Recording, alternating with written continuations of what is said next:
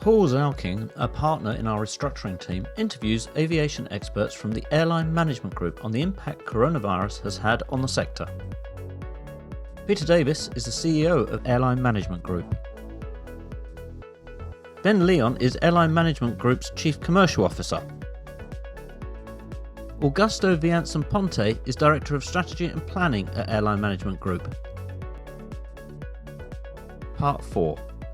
Behaviours and looking ahead. That leads on quite neatly to, sort of our fourth and final theme almost, which in some respects is probably one of the most interesting ones to discuss because it's all around behaviours. It's about looking ahead, behaviours, changes to behaviours, how that's going to impact the industry. Now, here we all are being forced, legally forced, to conduct this discussion over Zoom. The entire world is doing the same. All of a sudden, the need for short-haul travel and the very raison d'etre for an airport like London City Airport, which primarily serves short-haul business travellers, we've all realised we can cope without it. So the question is, are these new behaviours here to stay? What will the new behaviours be? I mean, is the environmental lobby now in a fantastic position to take advantage of this and say, well, you managed it during coronavirus, so actually, we've got to fundamentally rethink our relationship with air travel, particularly short-haul air travel, which is the sort of probably the, so to speak, dirtiest form of air travel. So interesting now to come on to that discussion and say, what will the new normal look like? Well, first of all, the airline industry produces 2% of the world's GDP. Carbon. Well, that's the point. We're actually responsible for more significant GDP than we are for carbon emissions. So it needs to be put in context. And the contrails you see from the sky is predominantly water vapor, not exhaust fumes that come out of the back of the car. But that's another argument. The airline industry doesn't do itself any justice, in my opinion, in terms of trying to portray a better view of the relativity of what we do as a living. But I think again it comes back to I think you're going to see an acceleration of ways in which you can fly aircraft more expeditiously, more environmentally friendly. I think there'll be an acceleration in the type of the fuels because I think there will be an intellectual coming together. Probably hosted by Attenborough or someone like that, and probably quite rightly so, that begins to draw in these different strains of the environmentalists, the Gretas of this world. Predominantly, most of my grandchildren are arguing with me, why are you managing an airline, Grandpa? They just do well. It's okay when they want to go on holiday, of course. So there's a huge amount of hypocrisy when it comes to flying on aircraft, and we won't go into that. That's for the politicians and the pundits. But I think that it will force, and again, I have some hope here, it will force people into thinking that there is a natural intellectual coming together, if we're all sensible, probably has to be politically managed, whatever that means, certainly industrial-led, by suggesting opportunities. And the airline industry, I wouldn't say it's become the good Samaritan simply because it wanted to reduce the carbon emissions, although that is always in our mind. But we're always looking for efficiency, and efficiency means using less fuel. So today's modern aircraft, the engines are just unbelievably efficient. The fuselages are much lighter, and that will continue to improve the efficiency, which means there'll be less requirement to have carbon emissions, as well as obviously there's other opportunities, although they're pretty far much in the distance in terms of other sources of power for aircraft. The fact is at the present moment, for a modern wide-bodied 777, you need an aircraft takeoff speed of about 140 knots, and you might be able to do that over 5 miles of runway. But at the moment, we haven't got 5 miles of runway, you've got 2 or 3 miles. So I think there will be a change. I think it requires industrialists, intellectuals, academics, and politicians to come together and work a way through that, and probably internationally. Now, call me a skeptic, but I just unfortunately cannot see that being managed by separate organisations. It needs someone to lead that. Perhaps we may have that person available, I don't know. But I think it will spur all sorts of other opportunities, of which there will be significant advantage. So it is a crystallisation of the way in which we've been working, operating, living as a human race, and that will inevitably change for the good, and hopefully it will be done quite quickly. Interesting.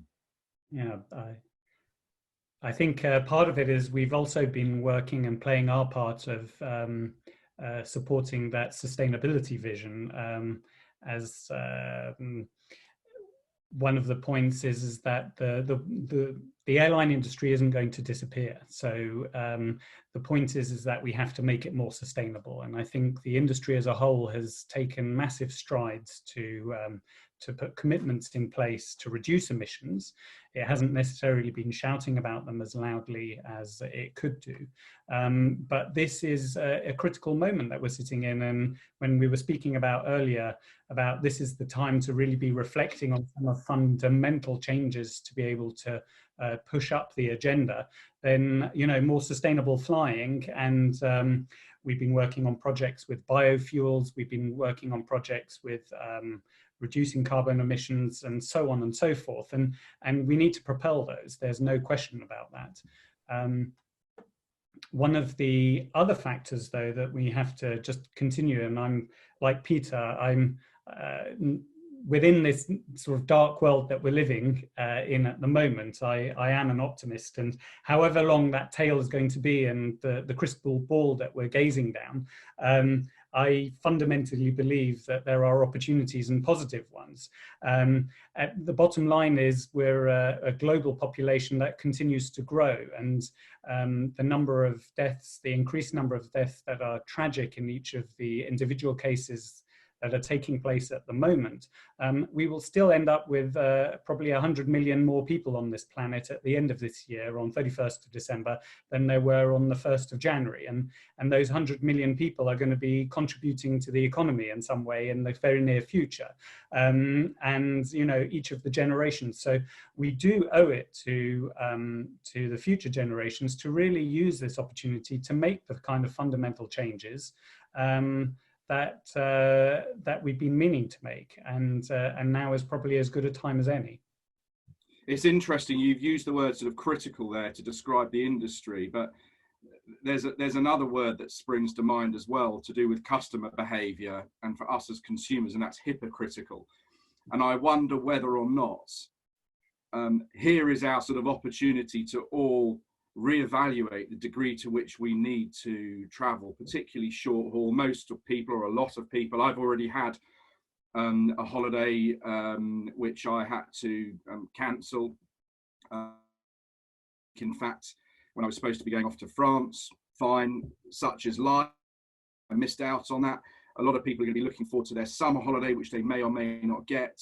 And here we are as a nation, I think, and I'm sure this is replicated across the world in different countries, all sort of thinking about our responsibility for the environment. And part of that conversation, and a very easy thing we can all do, is adjust the number of times we fly a year. And here we are sort of being forced not to fly, and we're all probably feeling sort of, you know, in some respects quite good about that. And people are talking about the air quality is improved, etc. Will we though? And my prediction is there will be a massive spike, and I think it's already been alluded to.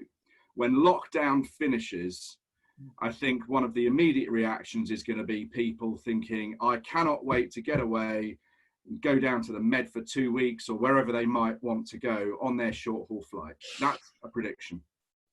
If they can afford it. If they can afford it. Yes, if they can afford it.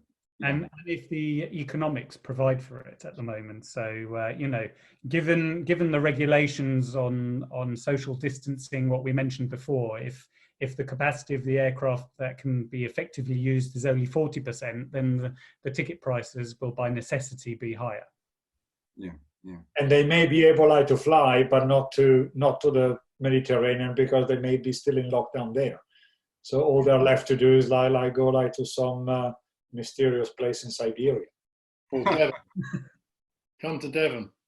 I mean, it's true that on a national level, I imagine that when lockdown starts to open up, that probably the UK domestic tourism market will probably see an upswing as well. So for those businesses that are able to maintain themselves, you know, people being able to go. And let's also say one other thing is the air quality.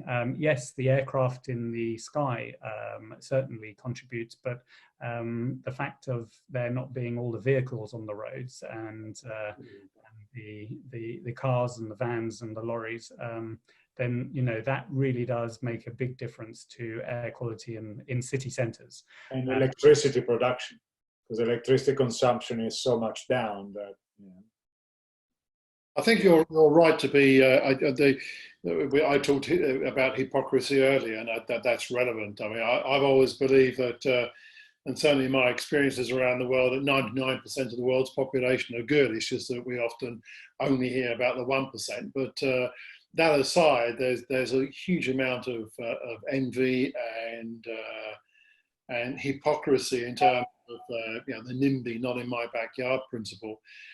That's why I say that there has to be, and perhaps I'm being over-optimistic here, but there has to be a philosophical approach to this. And this has to be led by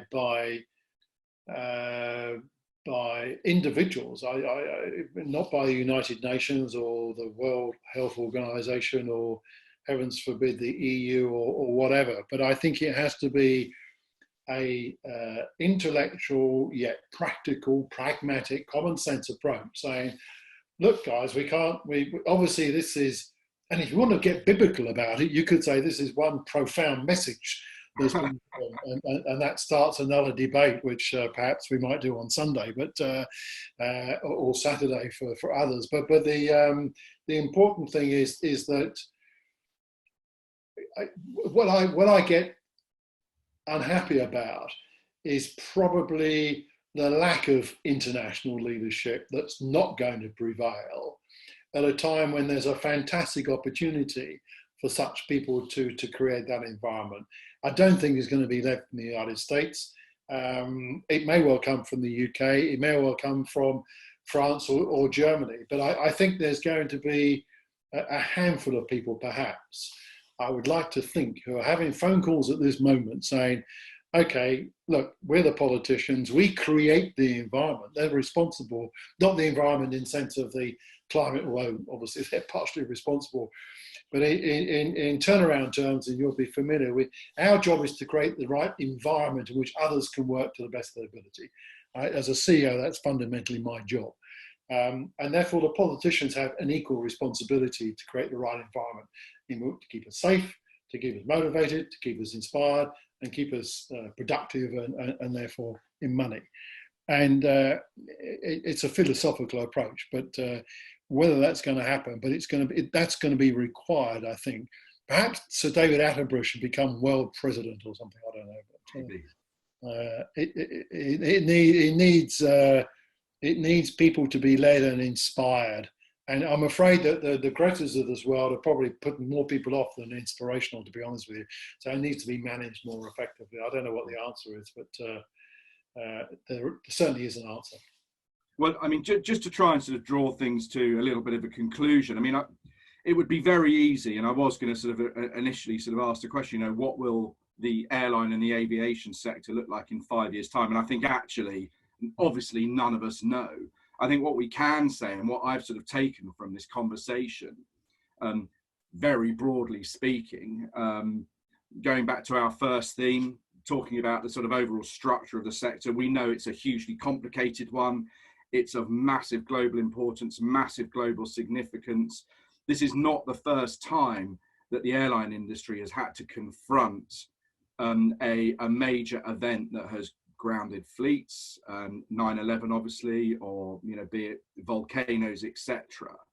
And, the industry does adapt. I mean, fundamentally, there is demand for its services. That demand changes, it's dynamic, and it will continue to change, and behaviours will change. But, there will be winners and losers within the sector. Inevitably, there'll be those that require the skills of restructuring officers and organisations like Airline Management Group to sort of help them through that process. There'll be others that need the services of Quantuma because they're going to need restructuring services and for some of them insolvency type services. But the industry is here to stay. There's no doubt about that.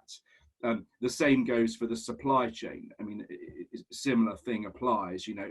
The supply chain will contract, it will adapt, it will change. There'll be consolidation.